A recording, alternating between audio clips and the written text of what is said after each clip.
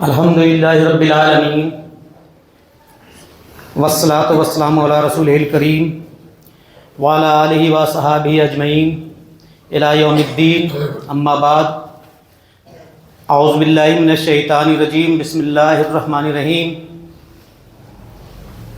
ان الذین یتلون کتاب اللہ واقاموا الصلاة وانفقوا مما رزقناہم سرا وعلانیہ یرجون تجارۃ لن تبور، صدق اللہ العظیم۔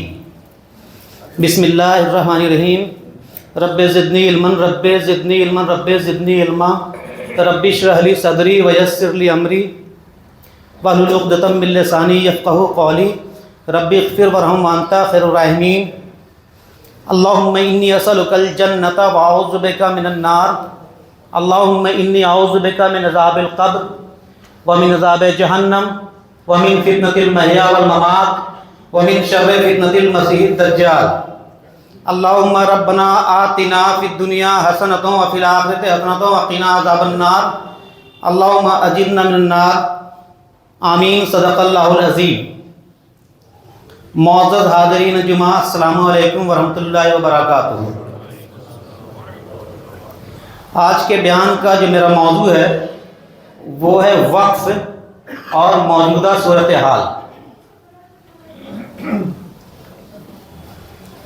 ہم لوگ اس پہ چونکہ وقت کم ہے تھوڑا اور بہت لمبا ٹاپک ہے، تو بہت شارٹ میں ہم لوگ جانیں گے کہ وقف کیا ہے، اس میں یہ وقف کب سے چل رہا ہے اور اس میں گورنمنٹ کیا تبدیلی لانا چاہتی ہے، اور اسی درمیان ہم لوگ جانیں گے کہ حالات حاضرہ صورتحال، موجودہ صورتحال کیا ہے۔ ابھی میں نے آپ کے سامنے قرآن شریف کی ایک آیت کا تلاوت کیا،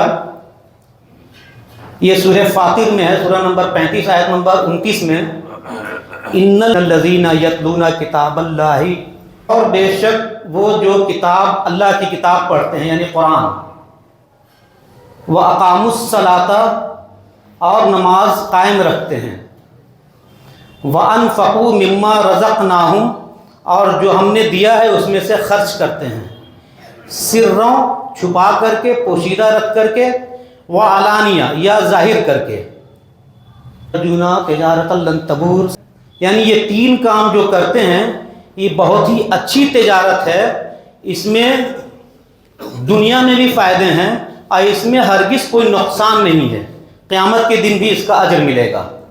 یعنی تین چیز اللہ تعالیٰ نے فرمایا۔ حالت حاضرہ جو ہے، موجودہ صورتحال جو ہے وہ ہمارا کیا ہے؟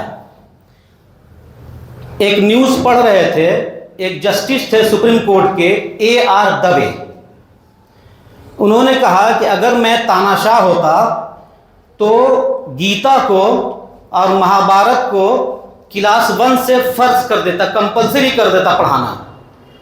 ہمیں گیتا اور مہابھارت کے پڑھانے سے کوئی گریز نہیں ہے، لیکن کانسٹیٹیوشن میں جو ہمارا سمویدھان ہے اس میں مذہبی آزادی ہے، تو وہ اگر جن کے لیے وہ کتاب گیتا اور مہابھارت ہے ان کے لیے وہ کر دیں، مسلمانوں کے لیے قرآن کمپلسری کر دیں، ہمیں اس سے کوئی گریز نہیں ہے۔ کیونکہ اللہ تعالیٰ فرماتے ہیں قرآن کے بارے میں، سورۃ القلم سورہ نمبر 68 آیت نمبر 52 میں، وما ہوا الا ذکر للعالمین، اور وہ قرآن جو سارے جہاں والوں کے لیے نصیحت ہے، یعنی قرآن صرف مسلمانوں کے لیے نصیحت نہیں ہے، سارے جہاں والوں کے لیے، ایک جہاں تو یہ دنیا ہے، اس کے علاوہ بھی سارے جہاں والوں کے لیے نصیحت ہے قرآن، اور اس میں سبھی ریلیجن کے لوگ آ گئے۔ لیکن آخر یہ بات کیوں آتی ہے کہ قرآن کو آگے نہیں پیش کیا جاتا ہے؟ تو ہم مسلمانوں کی ایک کمی ہے، ہمارا یہ حال ہے کہ ہم قرآن کو نہ پڑھتے ہیں، نہ سیکھتے ہیں، نہ اس پہ عمل کرتے ہیں۔ قرآن اللہ تعالیٰ نے دیا تھا کہ اس سے راہ ہدایت حاصل کیا جائے، تو قرآن کو چھوڑ کے دوسری کتاب ہمارے پر مسلط کر دی جائے گی اگر ہم قرآن نہیں پڑھیں گے تو۔ اور اس کی سازش چل رہی ہے، مسلمانوں کے پاس بہت زیادہ ٹائم ہندوستان میں نہیں ہے، 10 سے 15 سال کا ٹائم ہے۔ اگر مسلمان نوجوان اور ہم سبھی لوگ اگر نہیں سمجھے تو ہمارے ہاتھ سے چیزیں نکل جائیں گی۔ ان قرآن ایسی کتاب ہے کہ اللہ کے نبی صلی اللہ علیہ وسلم نے فرمایا حجۃ الوداع کے موقع پر مستدرک الحاکم کی حدیث نمبر 318 میں کہ میں تمہارے درمیان دو چیزیں چھوڑ کر جا رہا ہوں، ایک اللہ کی کتاب اور دوسری تمہارے نبی کی سنت، یعنی حدیث، قرآن اور حدیث، اور اس کو مضبوطی سے تھام لو گے تو تم گمراہ نہیں ہو۔ دیکھیے ہمارے ہاں کتنی گمراہی ہے، سماج میں اگر نظر اٹھا کے دیکھیں تو اتنی گمراہی ہے کہ آپ اس کا اندازہ نہیں کر سکتے ہیں۔ اس کی وجہ کیا ہے گمراہی کی؟ ہمارے نوجوان گٹکا کھا رہے ہیں، ہمارے نوجوان شراب پی رہے ہیں، ایک نیا چلا ہے ابھی ڈرگس لے رہے ہیں، ہمارے نوجوان ڈرگس کا انجیکشن لے رہے ہیں۔ کیا وجہ ہے اس کی؟ اس کی وجہ یہ ہے کہ ہم لوگوں نے قرآن کو چھوڑ دیا۔ ہمارے لیے قرآن کی تعلیم ہی نہیں ہوئی، صرف قرآن ناظرہ ہم لوگ پڑھنا جانتے ہیں، وہ بھی بہت سے لوگ نہیں جانتے ہیں۔ تو یہ حالات ہیں ہمارے، یہ صورتحال ہے۔ یہی وجہ ہے کہ جب ہم اس چیز کو چھوڑ دیں گے تو دوسری کتابیں ہمارے اوپر مسلط کر دی جائیں گی۔ ہمارے اپنے صورتحال کو، ابھی جو ہمارے صورتحال ہیں اس کو ہمیں بدلنا ہوگا۔ اللہ کے نبی صلی اللہ علیہ وسلم نے فرمایا صحیح بخاری کی حدیث نمبر 5028 میں کہ تم سب میں وہ بہتر شخص وہ ہے جو قرآن پڑھے اور پڑھائے، یعنی قرآن سب سے اچھی کتاب، قرآن سارے جہاں والوں کے لیے نصیحت، اور قرآن پڑھنے اور پڑھانے والا سب سے اچھا آدمی۔ آپ نے سنا ہوگا ایک جسٹس ہیں الہ آباد ہائی کورٹ کے، شیکھر کمار یادو، ایس کے یادو، جسٹس شیکھر کمار یادو، انہوں نے وشو ہندو پریشد کے پروگرام میں جو انہوں نے بھاشن دیا اس میں مسلمانوں کے لیے نہ جانے کیا کیا بات بول دی۔ مسلمانوں کو کٹ ملا کہہ دیا، یہ کہا کہ ہندوستان جو ہے وہ ہندوؤں سے چلے گا، مسلمانوں سے نہیں چلے گا۔ یہ باتیں اٹھ رہی ہیں۔ آپ نے دیکھا ہوگا کہ سنبھل کی مسجد میں سروے شروع ہو گیا، یعنی یہ صورتحال ہے ہمارے یہاں کہ ایک ایکٹ ہے پروٹیکشن آف ورشپ ایکٹ 1991، جو مذہبی ادارے ہیں، ریلیجیس پلیس ہیں، اس کو پروٹیکٹ کرنے کے لیے ایکٹ بنایا تھا نرسمہا راؤ گورنمنٹ نے 1991 میں۔ یعنی اس ایکٹ کا کیا ہے لب و لباب؟ وہ یہ ہے کہ 15 اگست 1947 کو جس حالت میں جو بھی چیز تھی، یعنی مسجد، مدرسہ، مندر، گردوارہ، چرچ، جو بھی چیز جس حالت میں تھی اسی طرح سے مانا جائے گا، صرف بابری مسجد کے معاملہ کو چھوڑ کر کے۔ دیکھیے جسٹس چندرچوڑ نے کیا کیا، سروے کرنے کے لیے راستہ ہموار کر دیا، اوپن کر دیا، اور یہ کہتے ہوئے کہ اس ایکٹ میں سروے کی ممانعت نہیں ہے، روک نہیں ہے، تو پھر سروے کیوں کیا جا رہا ہے؟ سوال یہ اٹھتا ہے۔ سروے کرنے کے بعد کچھ نہ کچھ چیزیں سامنے آئیں گی، لیٹیگیشن ہوگا، کیس ہوگا، تو اس کا کیا حاصل ہوگا؟ لیکن کل ہی ایک ججمنٹ آیا ہے ان کا، ابھی جو حال پریزنٹ میں چیف جسٹس ہیں کھنہ صاحب، انہوں نے ابھی اس پہ روک لگا دیا ہے۔ کہنے کا مطلب یہ ہے کہ یہ حالات پیدا ہو رہے ہیں ہمارے سامنے، ہم اپنی مسجدوں کو آباد نہیں کرتے ہیں، ہم نماز نہیں پڑھتے ہیں۔ آخر جمعہ میں مسجدیں کیوں بھری رہتی ہیں؟ سوال یہ اٹھتا ہے۔ رمضان المبارک میں مسجدیں کیوں بھری رہتی ہیں؟ سوال یہ اٹھتا ہے۔ نماز تو دین کا ایک بنیاد ہے، ستون ہے نا۔ اللہ کے آخری نبی جناب محمد مصطفیٰ صلی اللہ علیہ وسلم نے فرمایا صحیح بخاری کی حدیث نمبر 8 میں کہ دین کی بنیاد 5 چیزوں پہ ہے۔ پہلا، لا الہ الا اللہ محمد رسول اللہ کی گواہی دینا، اس کے بعد نماز ہے، نماز دین کا ستون ہے، دین کی بنیاد ہے، اور ہم لوگوں نے نماز چھوڑ دیا ہے، نتیجہ کیا ہوگا کہ مسجد کا سروے ہوگا، مسجد کو توڑ دی جائے گی، اس پہ کیس ہوگا، یہی ہوتا رہے گا۔ ہمارے تو یہ حالات ہیں، ہم لوگ تو اپنے آپ کا اسسمنٹ نہیں کرتے ہیں نا کہ ہم کیا کر رہے ہیں۔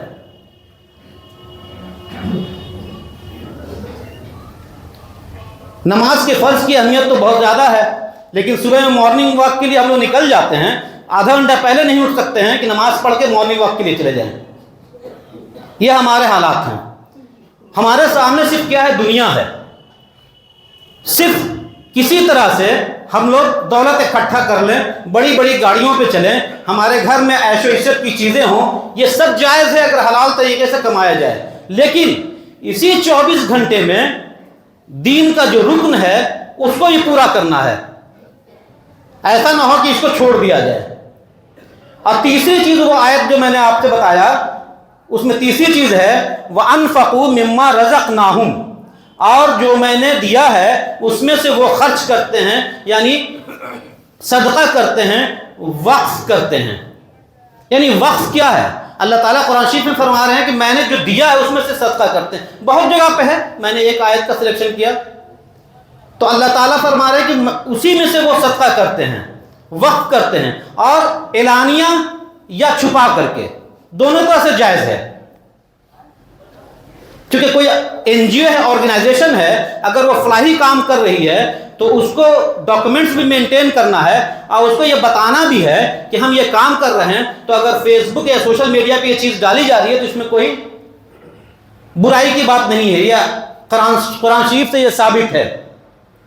آپ پوشیدہ طور پہ بھی کر سکتے ہیں، پوشیدہ کی زیادہ اہمیت ہے. تو یہ وقف کیا ہے کہ وقف ایک عین دینی عمل ہے.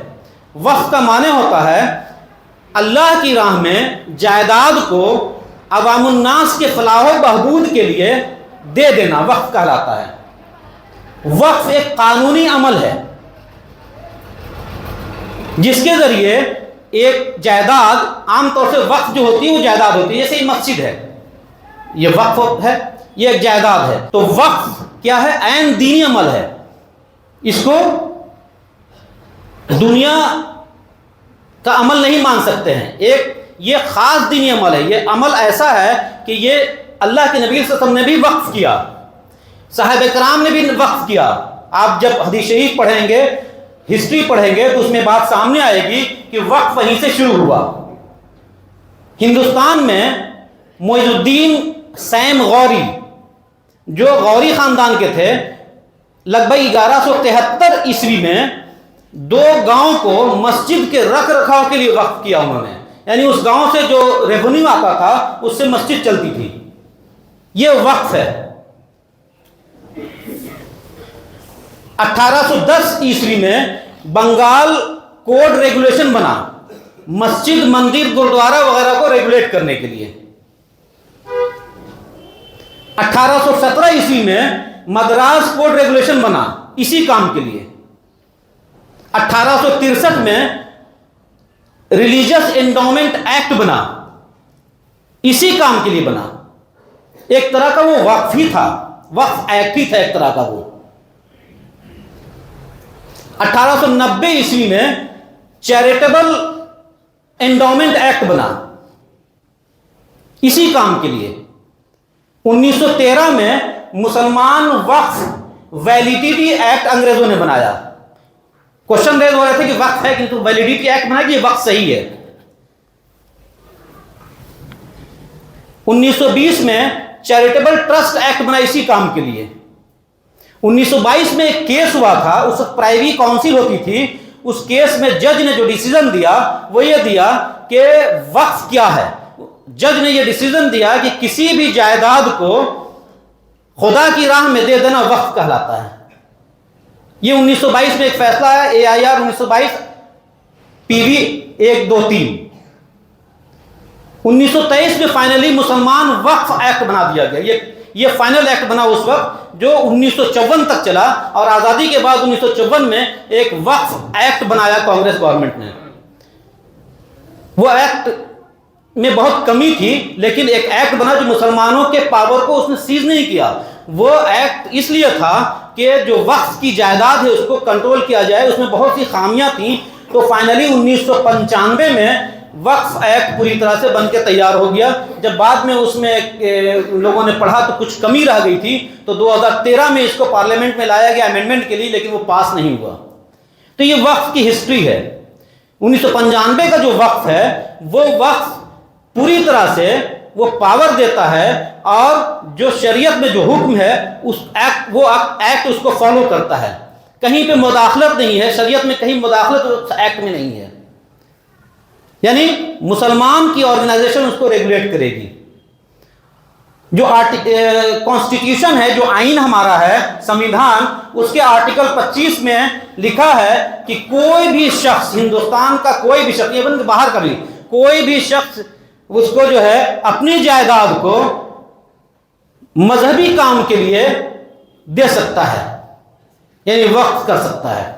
اور آرٹیکل 26 میں لکھا ہے کانسٹیٹیوشن کے کہ یہ جو پراپرٹی جو وقف میں آئی، اس پراپرٹی کو ریگولیٹ کرنے کے لیے جو ریلیجس ڈینومینیشن ہے، ریلیجس ڈینومینیشن کا مطلب ہوتا ہے مسلمان ایک ریلیجس ڈینومینیشن ہے، ہندو ایک ریلیجس ڈینومینیشن ہے، کرسچن ایک ریلیجس ڈینومینیشن، اس طرح سے۔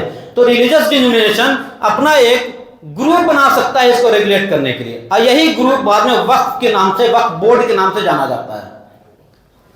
جیسے مسلمانوں کے لیے وقف ہے، اسی طرح سے ہندوؤں کے لیے بھی وقف ہے، جس کو ہم کہتے ہیں دھارمک نیاز،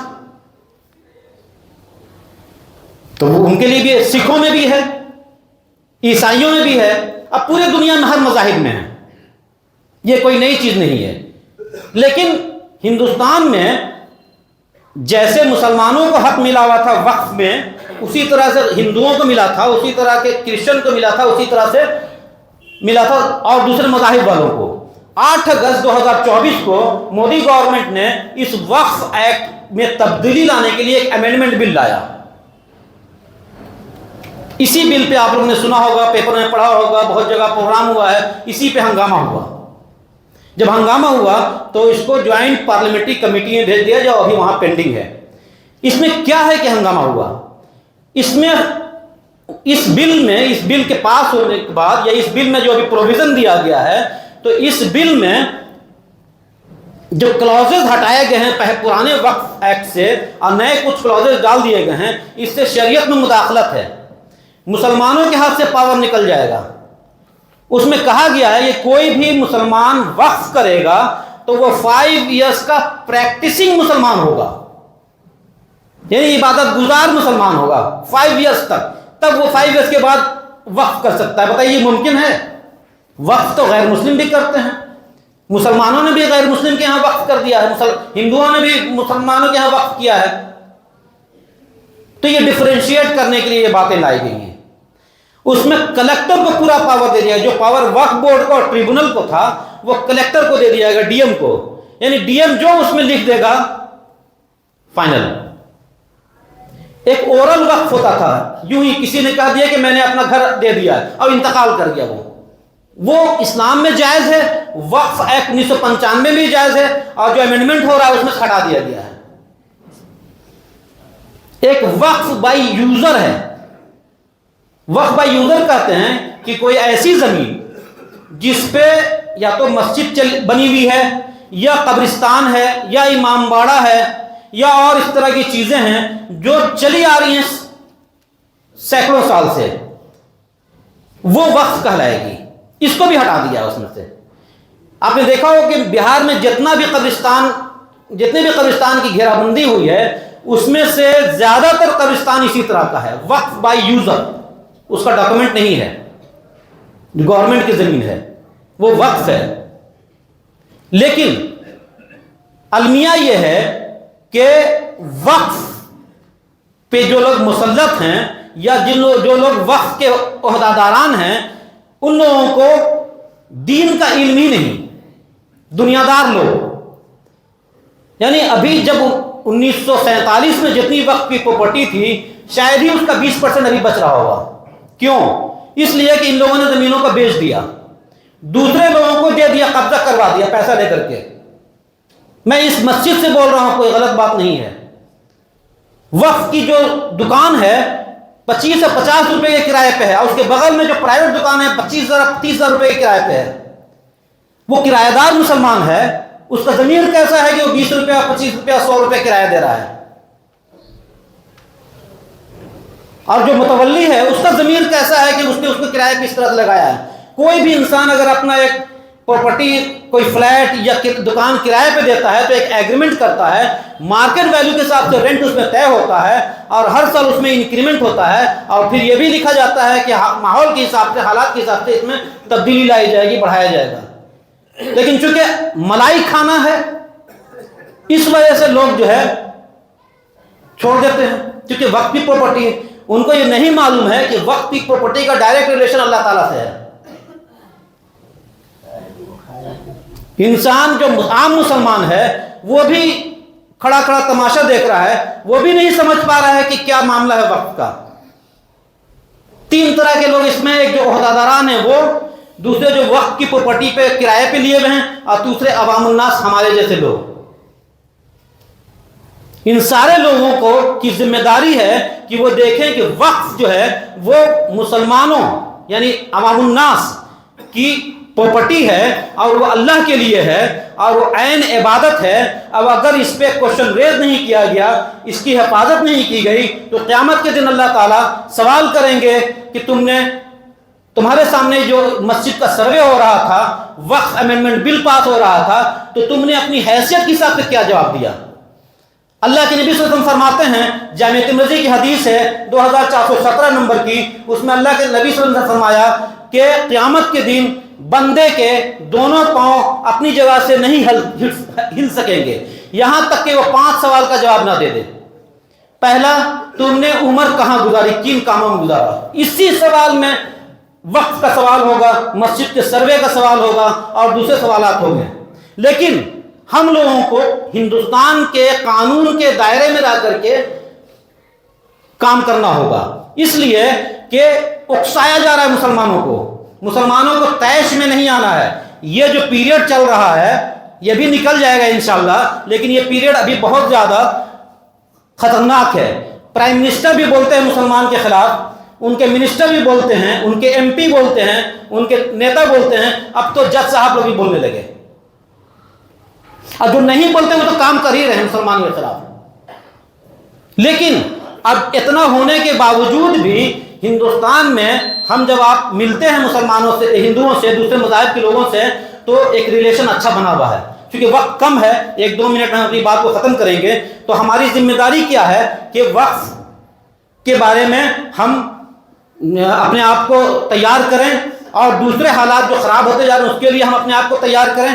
وقت کا حساب و کتاب صحیح سے مینٹین نہیں ہوتا ہے, کاغذات مینٹین نہیں ہوتے ہیں, بینک اکاؤنٹ نہیں ہے, آنے والے وقت میں وہ کیش ختم ہونے والا ہے.